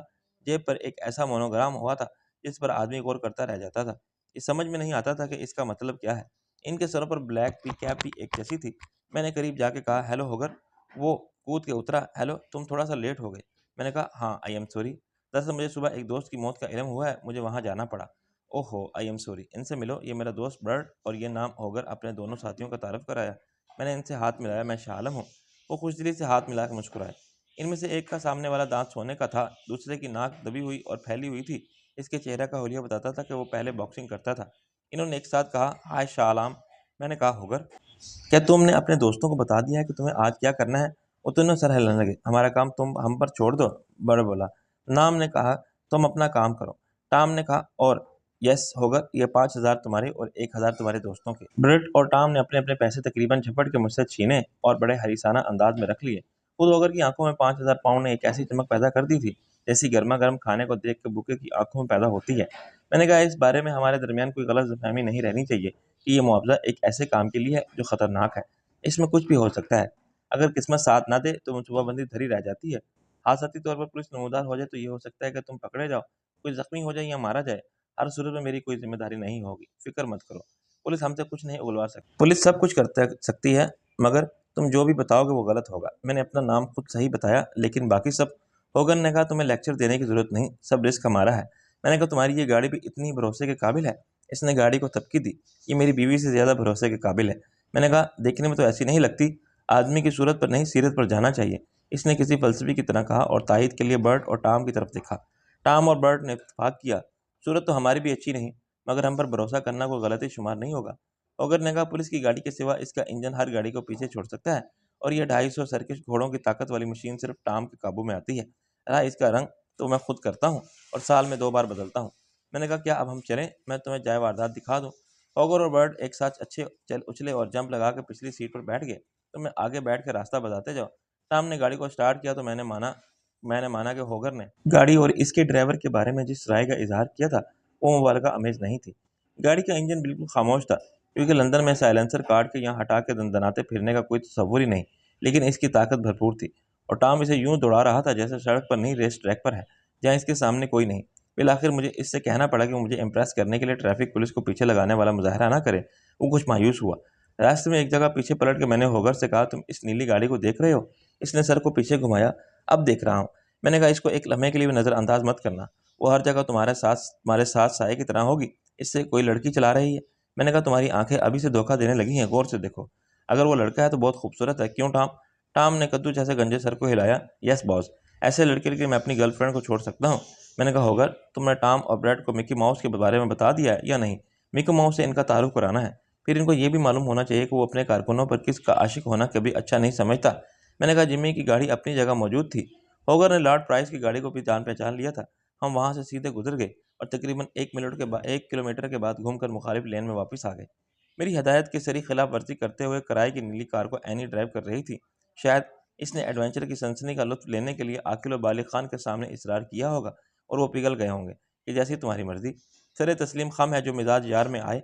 वापसी पर हमने नाटन बार तक 7 किलोमीटर का फासला एहतियात से आहिस्ता आहिस्ता तय किया। मैंने हर जगह, हर मोड़, हर क्रॉसिंग और लेन का बगौर जायजा लिया कि होगर किस पॉइंट पर जिमी की गाड़ी को रोक सकता है। खुद होकर इस मामले में मेरी तवक्का से ज़्यादा ज़हीन और होशियार साबित हुआ। इसने मेरी बताई हुई जगह को माकूल एतराज़ के साथ मुस्तरद कर दिया। दूसरी जगह को इसने कबूल कर लिया। ये ठीक है, हम यहाँ गाड़ी रोक लेंगे। तुमने कहा इसमें 3 अफराद होंगे।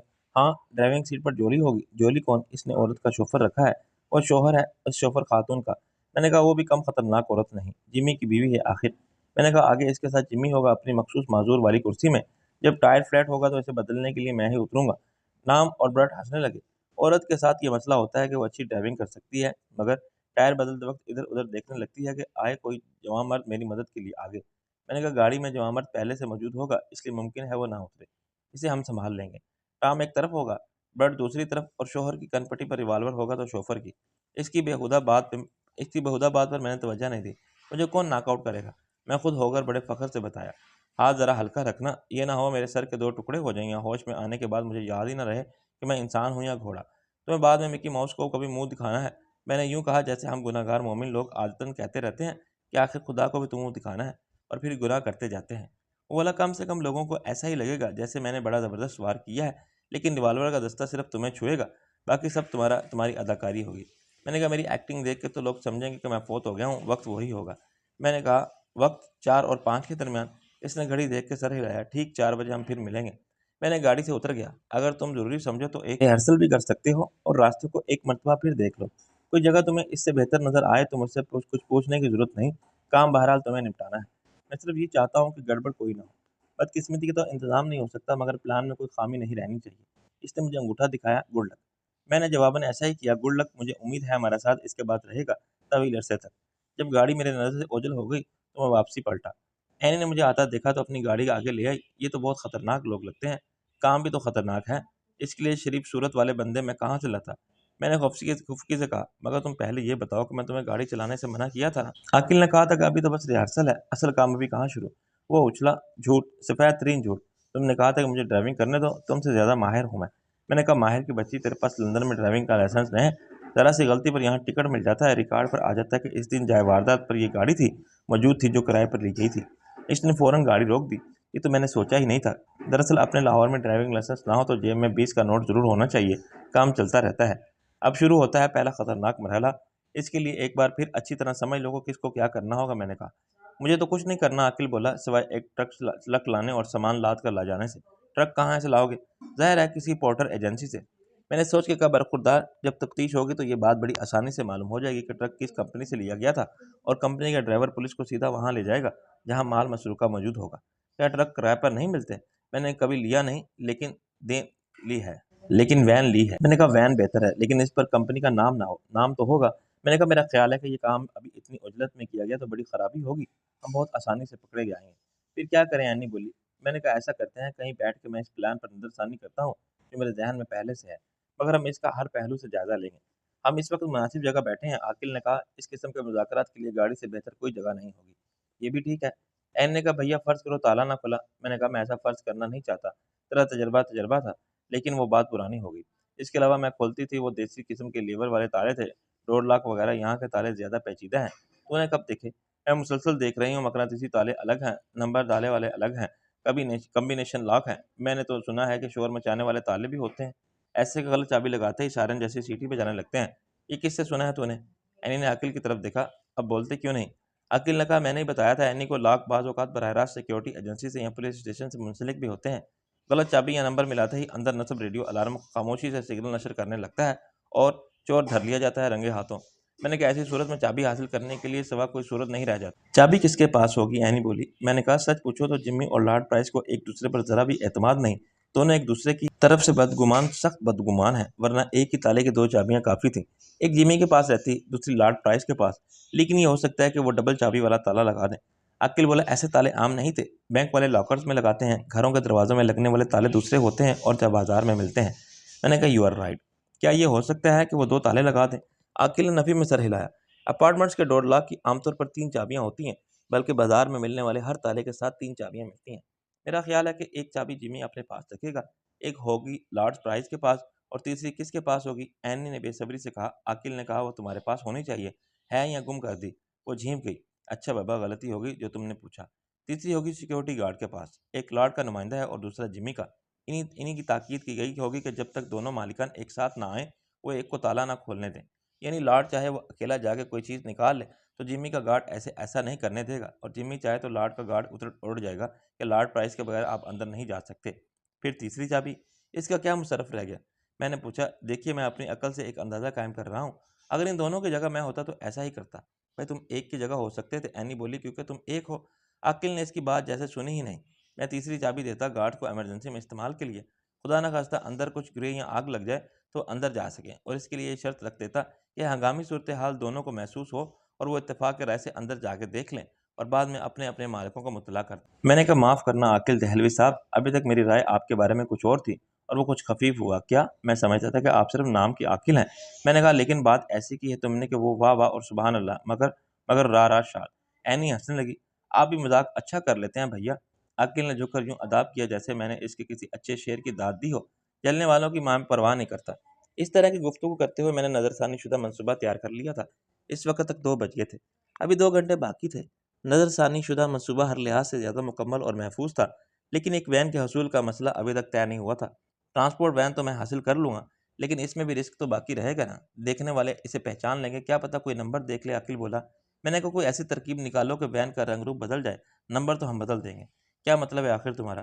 किराए पर लाऊंगा सफ़ेद गाड़ी तो वापस करूंगा लाल या नीले रंग की गाड़ी। मैंने कहा, दिमाग लड़ाओ। एनी बोली, हाँ आपस में लड़ाएं जैसे बकरे टकरे मारते हैं एक दूसरे को।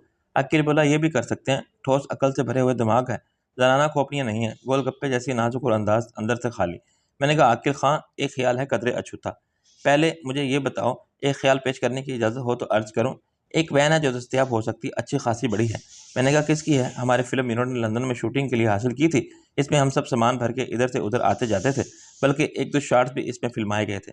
नीलम तो जा रही है अभी 2 घंटे में। यूनिट के कुछ अरकान इनके साथ जाएंगे, बाकी रात वाली और कल की फ्लाइट से रवाना होंगे। वो वैन अभी वापस नहीं की गई, क्योंकि वो ली गई थी 2 हफ्ते के लिए। आज होते हैं 12 दिन। हम इसे बिला मुआवजा रख सकते हैं मजीद 3 दिन। और बात मुआवजे की नहीं, असल बात यह है कि ना हमारा नाम आएगा, कहीं ना कहीं किसी किस्म का रिस्क होगा। मैंने कहा, अगर तुम लड़की होते तो इस बात पर मैं तुम्हारा मुंह चूम लेता। इसने आ भर के शरारत से एनी को देखा। ऐसी हमारी किस्मत कहाँ। एनी का रंग कुछ लाल हुआ। मानते क्यों नहीं कि ऐसा मुंह नहीं, ये मुंह और मसूर की दाल। अकिल ने कहका मारा, खुद को मसूर की दाल तो मत कहो। मैंने कहा, मेरा ख्याल भी सुन लो। हमारे पास यानी तुम्हारे पास काफी वक्त होगा अगर वो वैन मिल गई। अगर कौन सी बात है, मैं अभी कह देता हूँ मिस नीलम से। फोन पर वो बोला, वैन होटल में ही खड़ी होगी। मैंने कहा, नहीं, हम चलते हैं खुद नीलम से अलविदाई मुलाकात करने। अब एयरपोर्ट जाने के लिए तो वक्त नहीं है। रात तक तो हम इसको रंगीन कागजों से सजा दो, चारों तरफ पूरी पूरी शीट्स लगा दो। देखने वाले ये समझेंगे कि वैगन किसी खास मकसद के लिए डेकोरेट की जा रही है। अकील ने हाथ बढ़ा के मेरे हाथ मारा। क्या बात सोची है उस्ताद, हम एक बार पहले भी ऐसा कर चुके हैं। बस की छत पर एक डांस सीक्वेंस पिक्चराइज किया था, वो समझेंगे ये भी शूटिंग का सिलसिला है। मैंने कहा, नहीं, ये काम होटल में मत करो। फिल्म यूनिट की तरफ किसी का शक भी ना जाए। गाड़ी ले आओ और किसी ऐसी जगह पर इसका हुलिया बदलो कि देखने वाला कोई ना हो। इस पर तो नीली और लाल धारियां बना दो। चारों तरफ ये कलर स्कीम सबको नुमाया दिखाई देगी और देखने वाले यही बताएंगे कि वारदात में लाल और नीली धारियों वाली वैगन इस्तेमाल हुई थी। इसका असल रंग क्या है? असल तो पूरा सफ़ेद है। दरवाजे से पिछले हिस्से तक एक पट्टी पर कंपनी का नाम लिखा हुआ है। जिसकी गाड़ी है इसे इसमें स्टिकर से चिपका दो। नंबर में से भी कुछ तब्दीली कर दो जो नज़र आए। 3 के हिस्से को 8 बना दूंगा स्टिकर से, 1 को 4 बना दूंगा। हमारा काम सिर्फ 2-3 घंटे में मुकम्मल हो जाएगा। मैंने कहा, हम रात के वक्त वैगन को फिर असल हालत में ले आएंगे। स्टिकर शीट्स उतारने में इतना वक्त नहीं लगेगा जितना चिपकाने में लगेगा। कहाँ करोगे ये काम तुम? ऐसी जगह जहाँ कोई ना देखे। वो सोच में पड़ गया है तो कोई नहीं अभी मेरे जहन में, लेकिन मैं तलाश कर लूंगा। कल के बाद मैं हम वैन को 3 दिन अपने पास रखेंगे ताकि किसी को भी शक ना हो। मैंने कहा, तो फिर बाकी प्रोग्राम तय। तुम रात को हॉस्पिटल से फरार होके आओगे। हॉस्पिटल से वरना मुर्दा खाने से। मैंने कहा। यानी ने दहशत दहशत से चीख मारी, भैया कैसी बातें करते हो? मैंने कहा, मैं चेक कर रहा था कि तुम्हें कितनी मोहब्बत है मुझसे। अच्छी चीख थी, बड़ा जज्बाती अंदाज था, लेकिन ये क्यों समझती है तू कि मजाक मैं मजाक कर रहा था? तू खुद जो कारनामे सर अंजाम देती रही थी, इनमें क्या हुआ था? क्या हर बार सब लोग तहफ़्फ़ुज़ की पूरी ज़मानत के साथ ज़िंदा सलामत लौट आते थे? इनका यकीन कभी गलत नहीं होता था। आकिल ने बरहमी से कहा, क्या ज़रूरत है आखिर ऐसी डिप्रेस करने वाली बातों का, और वो भी एक लड़की के सामने? चालाक बहादुर हो जज्बाती तौर पर अपने अंदर से बहुत कमज़ोर और बेबस होती है। मैंने कहा, माय डियर आकिल व बालिग, आदमी को हकीकत पसंदी से काम लेना चाहिए। 99% इम्कानात अपने हक में हों, फिर भी 1% मुखालिफ चांस को नज़रअंदाज क्यों करें हम? मैं भी जानता हूँ कुछ नहीं होगा, कोई गड़बड़ नहीं होगी, लेकिन कोई भी प्लान इसलिए परफेक्ट नहीं होता कि हादसा तो हालात के दायरे पर हमारा इख्तियार नहीं होता। फिर भी डिप्रेस होने की ज़रूरत नहीं। आकिल ने नागवारी से कहा, मिस्टर हकीकत पसंद, क्या ये बेहतर नहीं होगा कि हम कोई और बात करें, कहीं बैठ के खाना खा लें? एनी ने मुंह फुला के कहा, मुझे भूख नहीं है। मैंने प्यार से इसके शाने पर हाथ रखा। Okay, I am sorry. क्यों ना हम नीलम की तरफ चलें, वहीं खाना खाएंगे। इस लड़की का मूड भी ठीक हो जाएगा। ऐसे बसूरती हुई तो बिल्कुल अच्छी नहीं लगती। एन ने पलट कर मुझे देखा और मुस्कुराने लगी। अब आप भी बड़ी चीज़ हो भैया। नीलम तैयार हो रही थी। वो हमें एक साथ देख के हैरान भी हुई और खुश भी। तुम लोग अचानक कैसे? मैंने कहा, तुम जा रही हो, हमने सोचा कि तुम्हारी तरफ से आखिरी अलविदाई लंच खा लें। वो हंसने लगी। चलो, ये अच्छा हुआ। मैं भी तो अब तुम्हारे ही साथ कुछ खा लूंगी, वरना अभी तक मुझे ख्याल ही नहीं आया था कि खाना भी खाना है। लेकिन ये आखिरी अलविदाई लंच के क्या मतलब? तुम भी तो आ जाओगे 2-4 दिन में। मैंने कहा, कबल अज़ वक्त कोई दावा करना नहीं चाहिए। पता नहीं तकदीर में क्या लिखा हो। मुझे पसंद आ जाए कोई मेम और मैं लौट कर ही ना आ जाऊँ आकिल की तरह। मैं तो मेम तो कोई ना रोक सकेगी मुझे कभी, लेकिन सात समंदर पार से एक परी उड़ती हुई आई और बस हो गया काम तमाम। ऐनी ने शर्मा कर बुरा माना। मैंने कब रोका है तुम्हें, तुम जाओ। आकिल बोला, मैंने क्या तुम्हें परी कहा है? मेरी नज़र इतनी ख़राब नहीं है कि चुड़ैल को परी कहूँ। फिर कौन है वो परी? ऐनी बिगड़ गई। और अगर मैं चुड़ैल हूँ तो तुम खुद क्या हो? आकिल ने गौर किया। चुड़ैल तो खैर मुअन्नस है, इसका मुज़क्कर क्या हुआ, जैसे भूतनी का या भूत चुड़ैला। मैंने रूम सर्विस से खाने के लिए कहा। इतनी देर में हमदम साहब तशरीफ़ ले आए और बोले, आखा खैर से दूल्हा दुल्हन आए हैं। भाई बहुत मुबारक हो हमारी तरफ से मियाँ आकिल। ये कुछ कबल अज़ वक्त नहीं है। भाई कबल अज़ वक्त क्या? अब मियाँ बीवी राज़ी तो क्या करेगा काजी आके, और नेक काम में देर करनी भी नहीं चाहिए। कल की मुबारकबाद आज ही ले लो। आकिल बोला, चलिए मुबारकबाद भी ले ली, वरना आया तो मैं कुछ और लेने था। कुछ बकायाजात वगैरह हैं क्या वो चूँके? जी नहीं, मुझे वो वैन चाहिए जो फ़िल्म यूनिट इस्तेमाल कर रहा था।